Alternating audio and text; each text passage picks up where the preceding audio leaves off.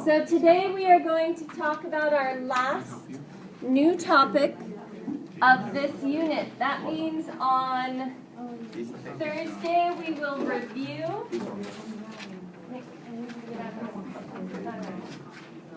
Thursday we will review and Monday we will test. Yep, we have to test on Monday. Why would you do that to us? Because I'm the devil. Thank you. Michael, take notes. Can you show us the answers? No. Again. So our goal today, Casey, we're ready. Our goal today is to be able to find both x and y given a quadratic and a linear equation. We're going to be working with two equations today to find an x value and a y value. We're going to have a couple of different ways we can solve these types of problems. So when I use the term quadratic and I use the term linear, quadratic is something that is a second degree polynomial. Remember that meant it had an x squared as its biggest exponent. And linear is first degree, it only has an x as its biggest exponent.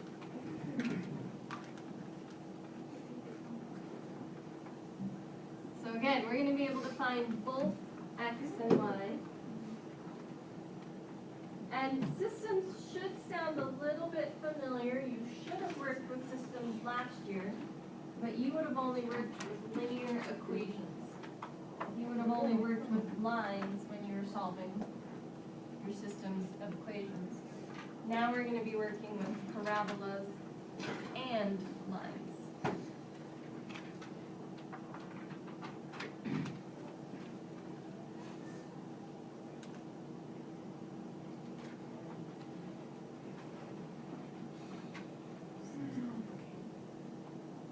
Wait.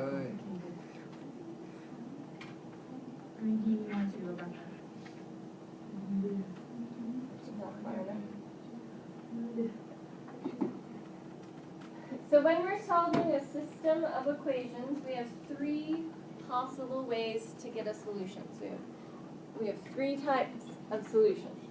So I'm going to show the pictures. Nick, I'm going to take your book away if you will not stop reading it. This is math time, not reading time. So here are the three possibilities. We could have a parabola and a line that hits the parabola 2 times. So our answers are where the line and the parabola cross. Will you go up really quick, please? Is that far enough? So we could get 2 answers when we solve a system of equations. We could also have 1 answer. Aaron? We could have a parabola and a line that only hits the outside of the parabola once. So we could have 2 solutions, we could have 1 solution. What's our last possibility? No solution. No solutions. So when we did solving where it crosses the x-axis, we did say 2 imaginary. This time we just say no solution. So when we're working with 2 equations together, we say no solution. If we're working just with a quadratic, we say 2 imaginary. So those are our 3 options. 2 solutions, 1 solution, and no solutions. Does anyone remember the math way to write no solutions? There was a symbol. No. Okay, that's to say infinite amount of solutions basically. Everything works. No solutions has a 0 with a slash through it. So similar to all real numbers where we could use a shorthand for it. No solutions also has a shorthand for that. 0 with a slash through it means no solutions. So those are the 3 possible ways we could get a solution for these types of problems. There's also 3 different ways to solve these types of problems. We're going to be learning 3 different methods. Just like quadratics had 5 different ways to solve those problems. So we're going to learn how to solve these by graphing, how to solve these by substitution, and how to solve these by elimination. We're going to learn to solve these 3 different ways. Does everyone have this down before I move on? No. Okay. See, 1 or 2 people still writing, so I'm going to pause for a second.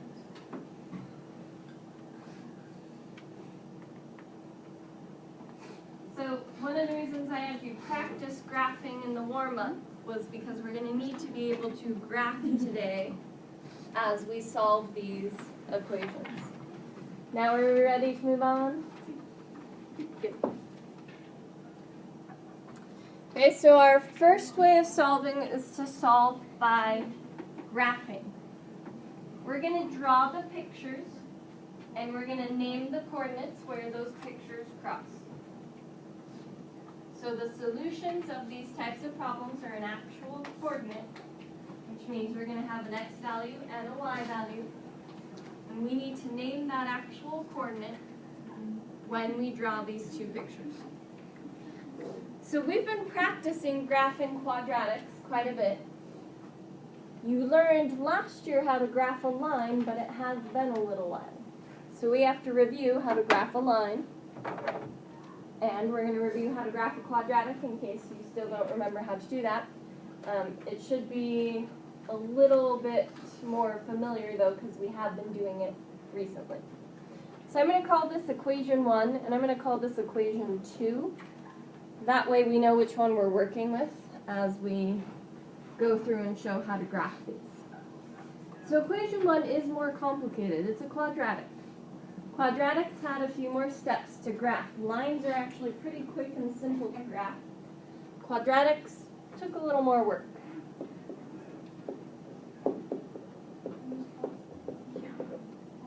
So we need to find the vertex, and we need to find the slope before we can graph this.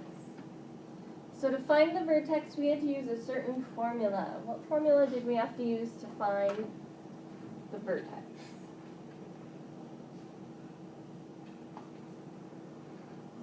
Similar to the quadratic formula, Bailey.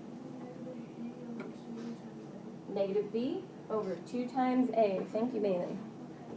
Negative b over 2 times a. This will give us the x-coordinate of our vertex for our quadratic. This one is in standard form. It didn't have any parentheses. So that's why we need to use that formula, negative b over 2a. So if you didn't finish number 2 on your warm-ups, this will help you finish number 2 on your warm-ups as well. So we have to identify a, b, and c. A is the number in front of x squared. So that one's pretty simple because we know exactly where x squared is. So what is a? 2. B is the number in front of x. But what's wrong with this equation when we're trying to find b? There's no x. So what do we use? 0. Okay. If it's not there at all, the variable is completely gone, we use 0. If there's a variable there and nothing written in front, we use a 1. So we use 0, and now we plug this in. We have negative b, so negative 0 over 2 times a, which was 2.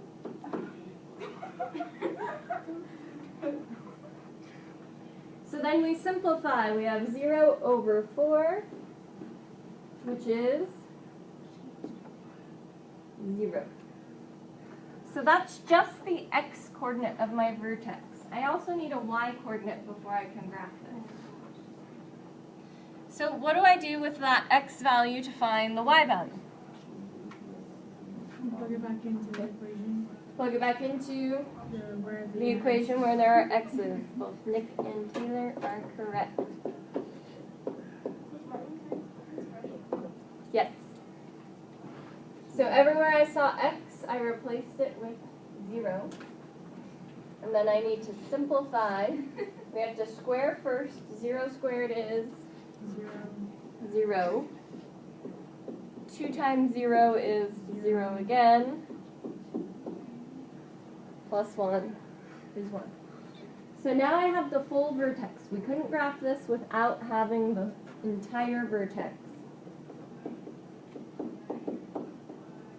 The 0, 1. But I also can't graph this without the full slope. What's our slope normally? We have to memorize a slope pattern for quadratics. It's 1 over 1, 4 over 2. 1 over 1, 4 over 2. That's the pattern we follow to graph a quadratic. But there is something that could affect that information. The very front number could change my slope. What do I have to do with the very front number? Times it. Multiply the slope by 2. So it'll be 2 over 1, 8 over 2. We get 2 over 1, 8 over 2. So now with the vertex and slope, that's all I need to graph my picture. In the past, we learned how to name a whole bunch of stuff. We learned how to analyze our picture. This one, I just want you to get a picture. So we have all the information we need to get a picture. So we go to our graph. We start at 0, 1. 0 is our x coordinate, so that means don't go left or right. 1 is our y coordinate, so we'll go up 1. And I did make the mistake yesterday of I started at 1 on the x-axis instead. And I had to fix it. It's a really easy, common mistake to have happen. So you do have to watch out for it. And then from there we use our slope. Slope says go up 2 over 1. So counting from the dot, we count up 2 over 1. Put our next dot. And then we know a quadratic repeats on both sides. So we have to repeat it ourselves.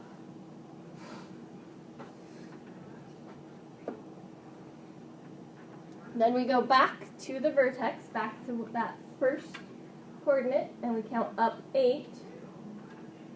6, 7, 8 over 2. On the homework, you will be given a coordinate system. So it'll have the grid, so it'll be a little easier to count. Right now we're kind of estimating a little bit because we had to draw it ourselves.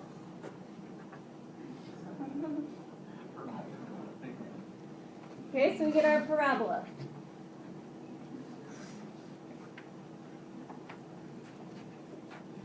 Nope. Nope, alright, thank you. Okay, so let's look at equation 2. Equation 2 we graph differently from a quadratic. I'm going to write the work here so we can still see the picture. I just don't have enough room on my smartboard to write it down below and still have the picture be shown. So we have y equals negative 2x plus 5. Graphing a line is a lot easier. We just need to identify slope and y-intercept, and with those two pieces of information, we can draw our graph. When we had a line, it was in a certain order. We always worked with the standard equation, y equals mx plus b, where m stood for slope, and b stood for the y-intercept. In other words, where we start. So, which of these numbers is slope and which number is the y-intercept? 2 is slope. Negative 2 is slope, Y-intercept is 5. y-intercept is 5. So negative 2 is slope, but slope always has to be a fraction, so what can I put it over? Negative 2 over 1. Y-intercept is 5. That's all the information we need to graph a line. We don't have to have a whole slope pattern. We don't have to find an entire vertex. Okay, that's all the information we need. So we start at 5. Do I start on the x-axis or the y-axis? Y-axis. Y-axis, which is why we call it the y-intercept. So we start at 5. And then from there we go down to, oh, I counted wrong. Thought that looked funny. 1, 2, 3, 4, 5. There we go. I counted up to 6 on accident. So from there we do our slope. Our slope says go down 2 over 1. So negative 2 says go down 2. Positive 1 says go right 1. You'll notice we hit one of the points on the quadratic exactly, because where they cross is going to be our answer, and usually we have our answers work out pretty nicely, so they should cross nicely. Now, I also want to see what happens when I go in this direction. So if I went down to right 1 to get here, if I want to go backwards, I need to go up to left 1. Well, that first dot didn't cross my parabola at all. So I'm going to keep going. I want to keep going until I cross my parabola exactly.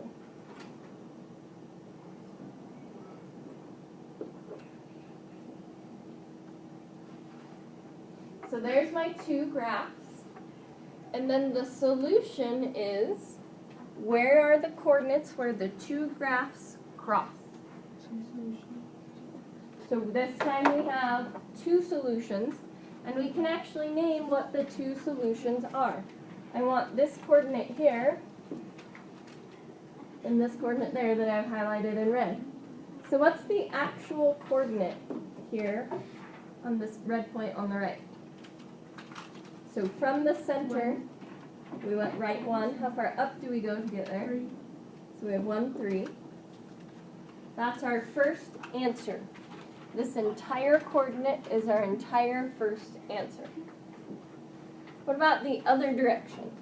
How far left do I have to go? 3. It's actually only 2. It's a little harder to tell where we don't have a grid system. So left 2, up, how far? 8 only gets us to here. We went 1 past that. 9. So 9. No, it's 9. Again, once you have a grid system, it'll be a little bit easier. So negative 2, 9.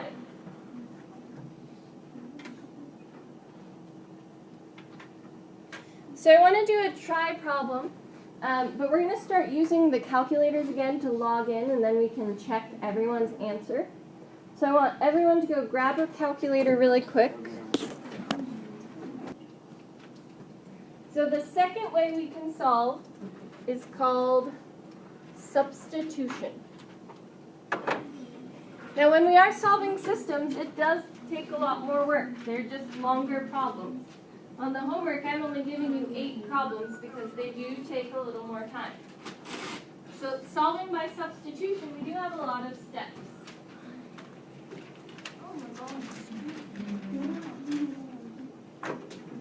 So we still are given 2 equations. One is a quadratic, one is a linear equation. We know that because quadratic has x squared, linear only has x.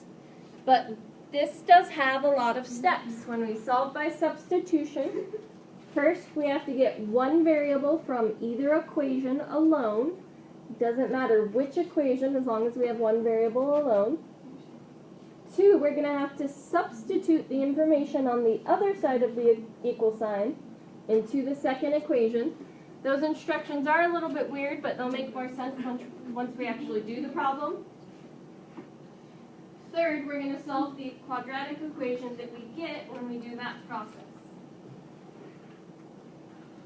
So I'm going to give you a second to write down all the instructions we can see before I actually start going through the actual process of solving the problem. So what does 1 say? Get one variable from either equation alone. I just said either alone, but it's really from either equation alone. It's up to you if you want to add the word equation or not.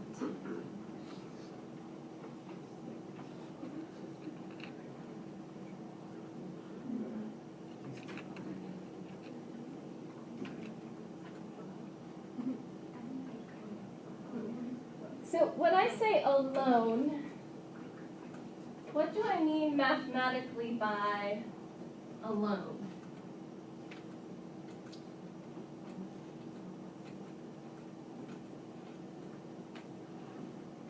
What do I mean by alone? When we want a variable to be alone when we're talking about an equation. Jesus. Not with a number. Okay. Not with a number. And not with any other variables as well.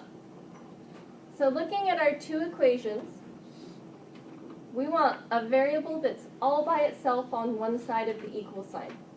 What variable from either of these two equations is already alone?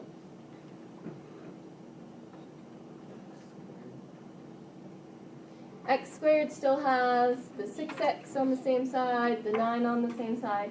So not only having no number in front, but nothing else on the same side of the equal sign is what I mean by alone. Y doesn't have anything else on that same side of the equal sign.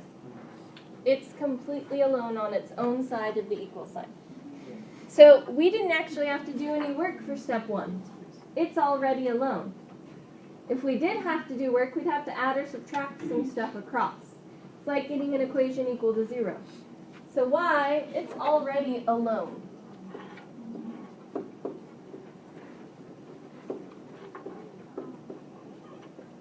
Which is good for us because that means less work. We don't have to get something alone. It's already alone. So the second step, it sounds scary, but it's really not too bad. It's saying take all the stuff on the other side of the equal sign. So y was alone. All that stuff is on the other side of the equal sign. And replace the y in the second equation.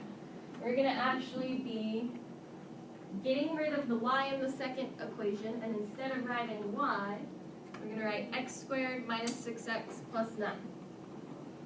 So instead of writing y here, we write x squared minus 6x plus 9. But then everything else that we didn't replace just comes down. So we replaced y with that information on the other side of the equal sign, but we left everything else there as part of the equation. So now I have an equation that doesn't have x's and y's anymore, and we know how to solve something that has just x's. That's a quadratic equation. We learned 5 ways to solve that. So, 5 ways to solve it. What 5 ways do we have to solve a quadratic equation? Factoring, graphing, quadratic formula, completing the square, square root. Now, we're not going to use all 5 of those methods. We only need one that will work. So the 2 easiest are usually factoring and quadratic formula. Most of these will probably factor. They usually make them work out pretty nicely. So I'm going to solve this by factoring. If I solve this by factoring, I need to get it equal to 0 first. So to get this equal to 0, I need to combine any like terms and get the equation equal to 0. So what like terms do I have on the same side of the equal sign? X's. Negative 6x and x will combine. I also need to, at the same time, get this equal to 0. So what number do I need to get rid of? The 5. So I'm going to minus 5. So we have negative 6x plus x is negative 5x. those two combined together. And then 9 minus 5 is 4. 5 minus 5 is 0. Now I have an equation I can factor. So when we say factoring, what method are we really using to factor?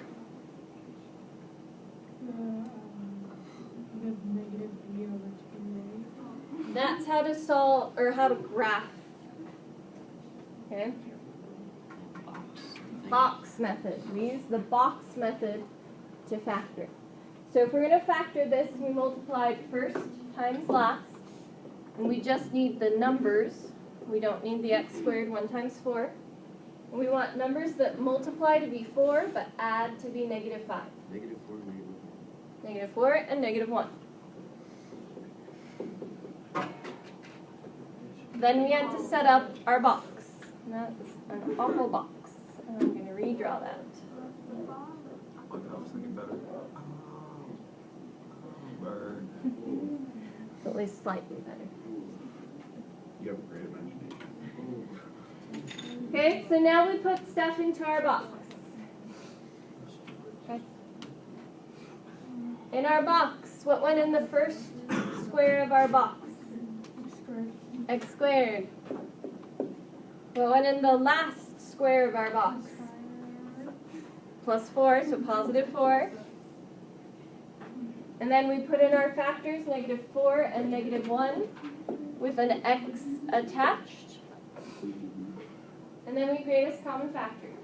So now we need to greatest common factor each row and each column. So in the first row, change tables then. Okay, first row is 1, and there's also an x, so 1x. What about the second row? Negative 1. Okay. First column is 1x again. Second column is negative 4. So we have x minus 4 times x minus 1 equals 0. X minus 4 times x minus 1 equals 0. So that's factored, but it's not solved. How do I solve this? Change the line in the line. We had to do our T-chart to kind of organize it. So we set each one individually equal to 0.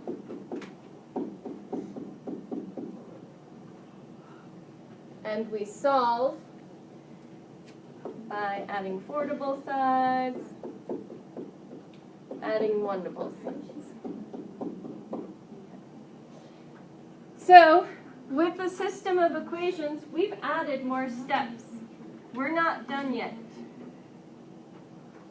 We've gotten our x values, but we also needed y values. So we need to take each of those x values and plug them back in to get our y values. So the question is, where do we plug them back into? We want to find our y values by replacing the x values into either original equation. It does not matter which one we use. So I can use either of these beginning equations. I'm going to scroll back down in a second. Which equation do you think would be better to use? Longer one. The bottom one. Why is that one better? It's already solved. It's not as complicated. There's no squared. There's less to plug in. So we're going to use y plus x equals 5.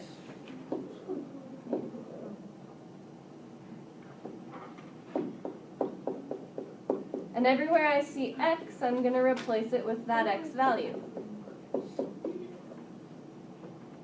So then, how do I solve that equation? It's a simple linear equation. Minus 4. So we get y equals 1. That means our first full answer is the x value we just plugged in, 4, and the y value we just found, 1. Then we have to do it a second time. This time we plug in 1 wherever we see x. And again we solve. Again we're going to minus 1 from both sides. So then our second full answer is the x value we just plugged in, 1, and the y value we found, 4. Now, in this case, they kind of were opposites of each other almost, but they are not exactly the same. It's not always going to happen that way. So sometimes they're going to look completely different. This time they just kind of happen to be the same. Okay, so we have one last example called elimination. There's one more way to solve these problems, and that's called elimination. Does everyone have this written down, though, before I move on? So I'm going to pause for a second. Wait. I have the right one. Okay. Remember wishing my phone. Okay, so elimination is similar to substitution in how you finish the problem, but it is not similar in how you start the problem. So we'll start a different way, but it's going to end almost exactly the same way as substitution. Okay, so now are we ready to move on to the next page?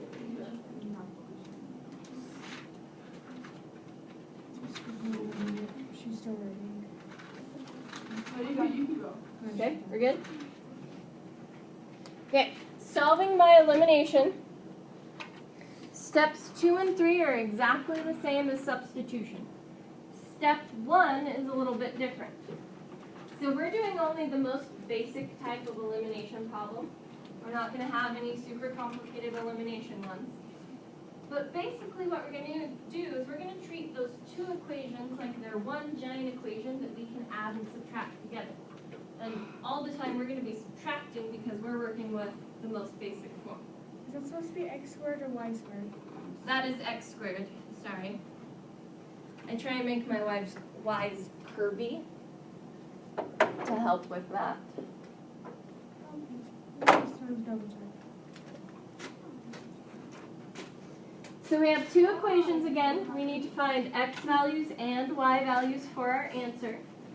We could either have 2x values and 2y values, or 1x value and 1y value, or no solutions is a possibility.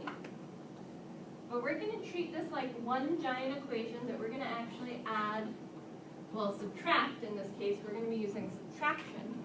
We're going to subtract these two equations together. So it's like we're treating this as a giant addition problem where we're going to be going straight down looking for like terms.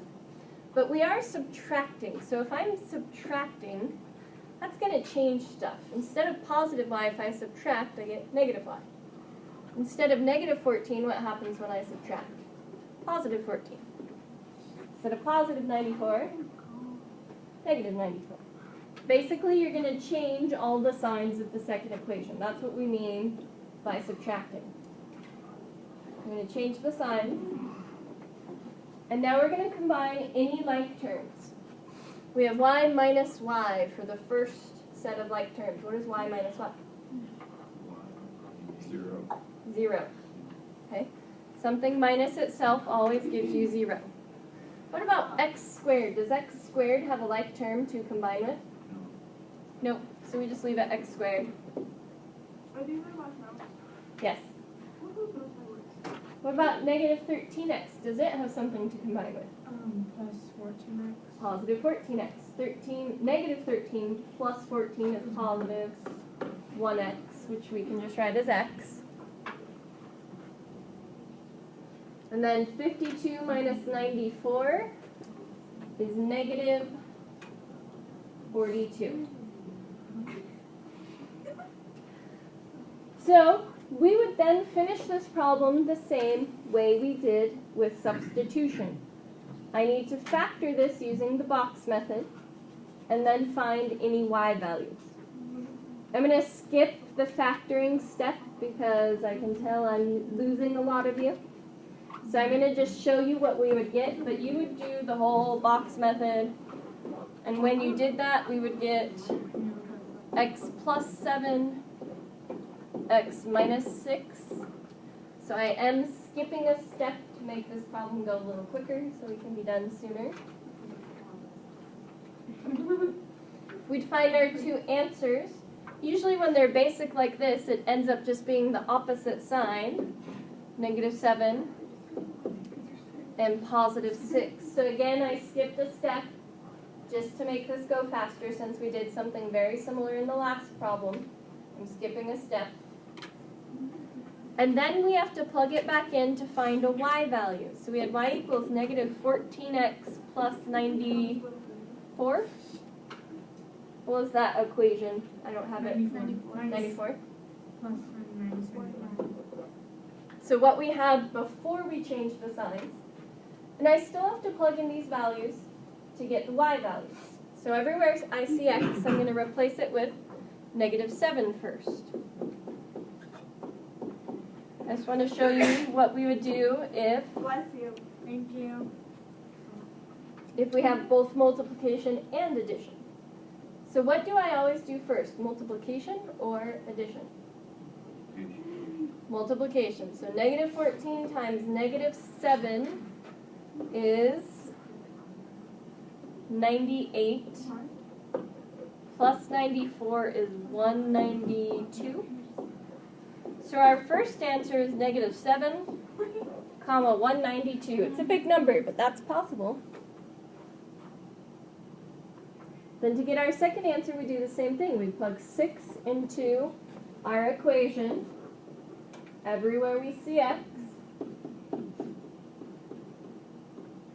we multiply first. It would be -84 plus 94 is 10. So we would get 6, comma 10. So this time our answers are completely different. They have nothing in common. But we do still have two full answers.